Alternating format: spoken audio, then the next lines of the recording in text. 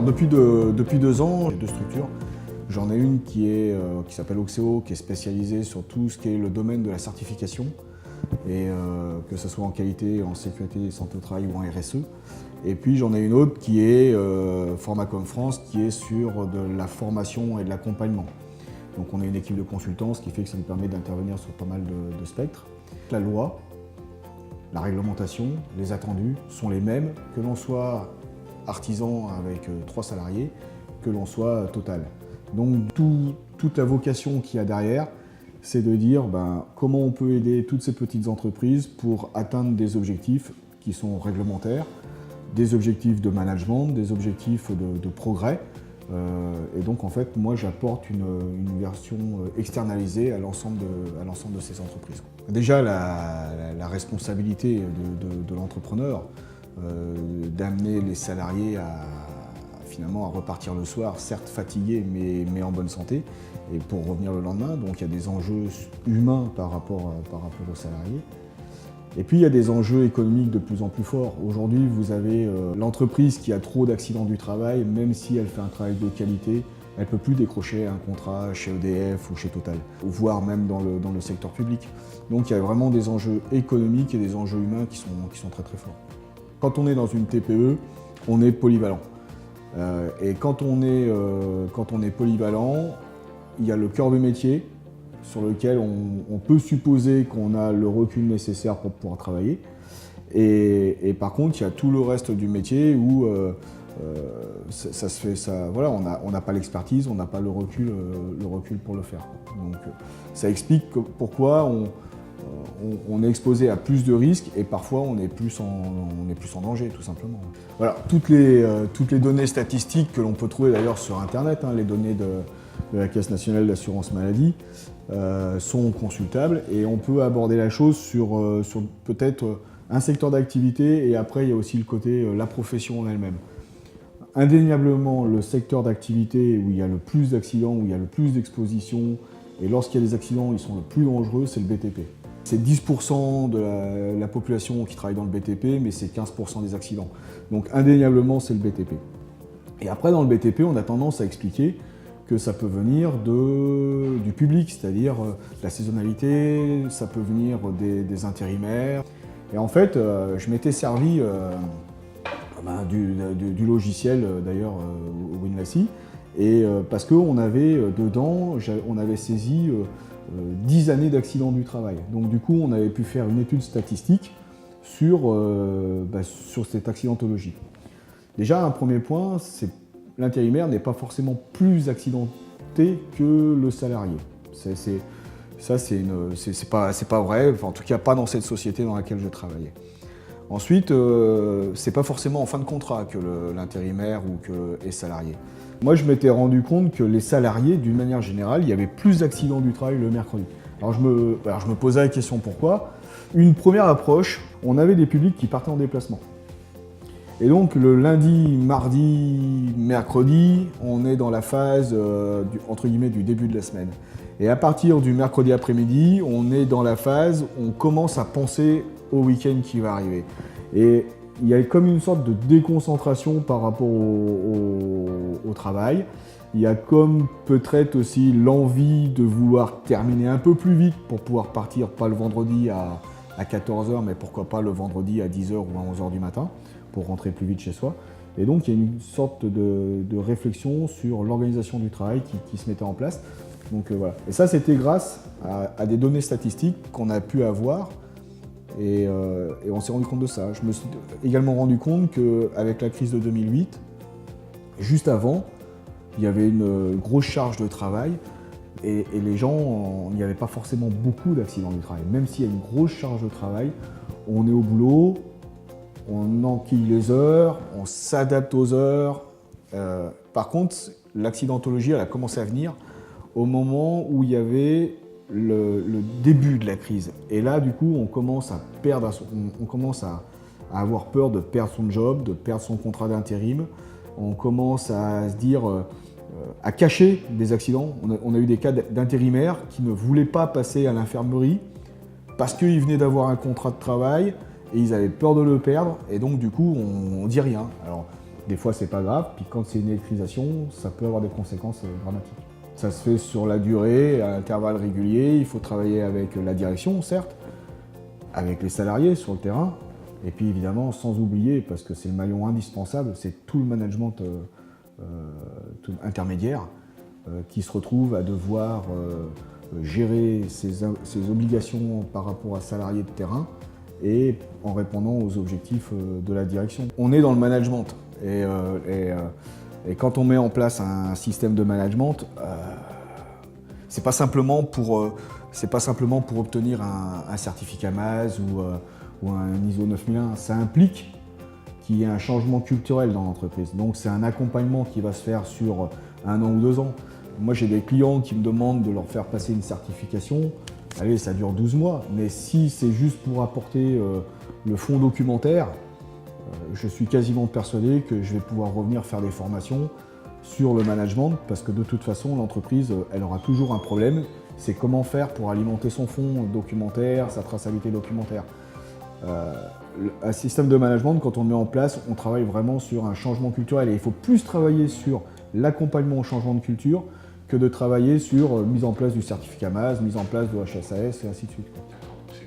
Pour une direction, il y a de la stratégie, et puis pour le manager intermédiaire, régulièrement, c'est perçu comme une charge de travail supplémentaire, c'est perçu comme de la pression supplémentaire. Et pour s'en sortir, il n'y a pas d'autre solution que de rentrer dans un changement de culture de l'entreprise.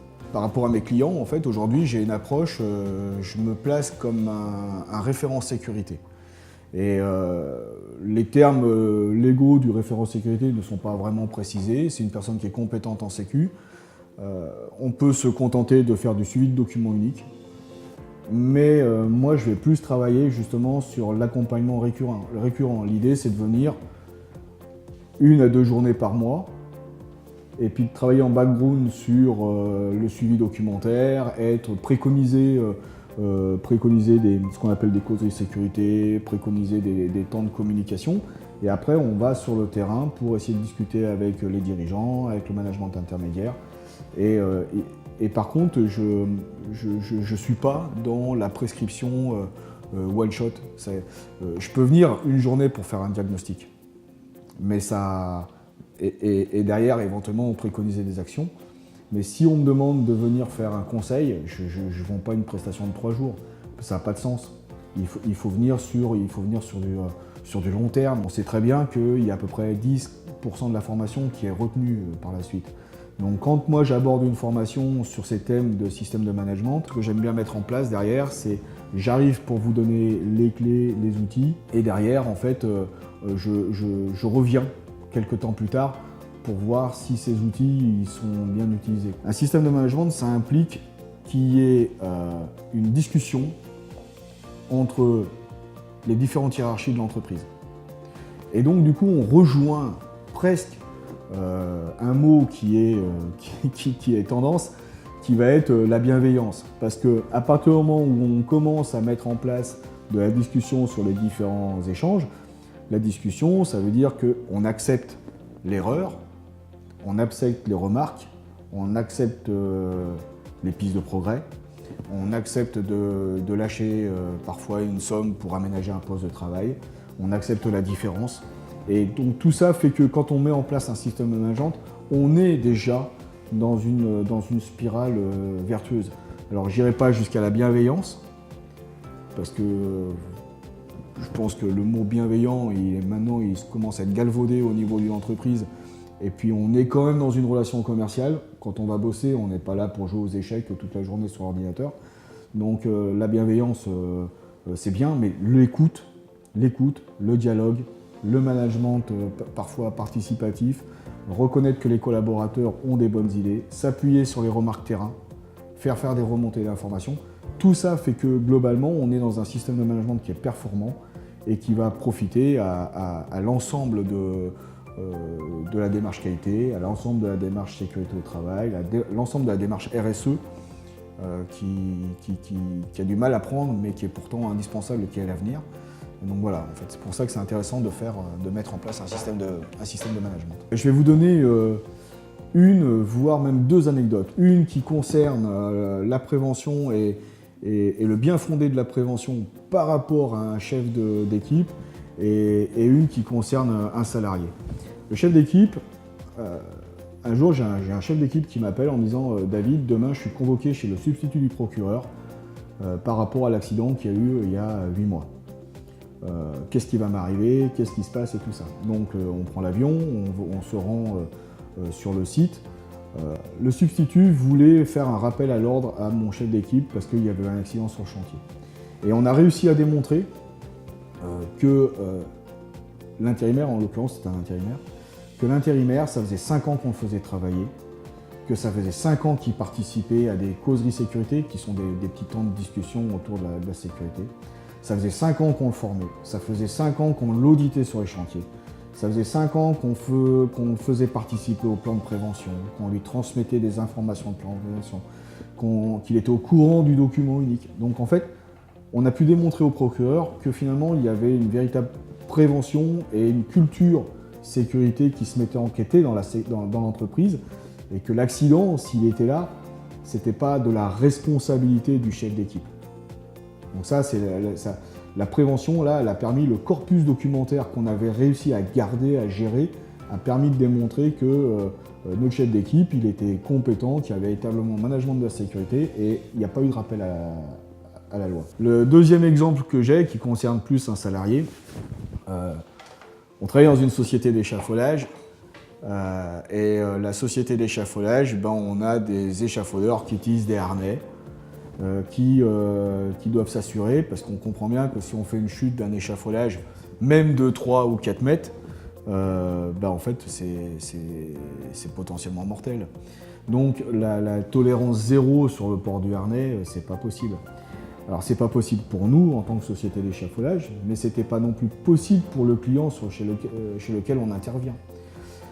Et donc on mettait des actions, des harnais qui sont confortables, du matériel qui est facile à utiliser et nos gars globalement se mettent à utiliser le harnais.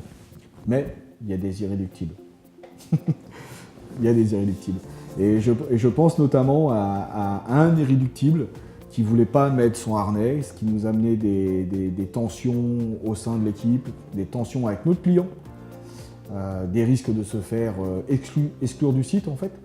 Et donc du coup on a refait une ultime causerie sécurité en disant il y a la prévention c'est bien, mais attention, il y a aussi la réglementation, il y a aussi la loi. Donc il y a un dialogue qui s'instaure. Le lendemain, cette personne qui ne mettait jamais son harnais, met son harnais pour la première fois depuis 20 ans. Il est à 5 mètres de haut sur un échafaudage, en train de le construire, il fait un malaise vagal. Il a été sauvé par son harnais. C'était la première fois depuis 20 ans qu'il mettait son harnais. Donc là, on se dit, on est content parce qu'on a fait une action de prévention, teintée d'un peu de menace, parce que de temps en temps c'est nécessaire, et finalement ça a permis de peut-être sauver une personne. J'aimerais croire qu'elles veulent se faire certifier, parce que d'un seul coup, elles ont pris conscience que mettre en place un système de management de la santé au travail, c'est l'avenir, c'est une façon de construire l'avenir de l'entreprise. Malheureusement, il y en a quand même très peu qui sont dans cette démarche-là. Très souvent, elles y vont parce que leur donneur d'ordre leur préconise de se faire certifier MASE.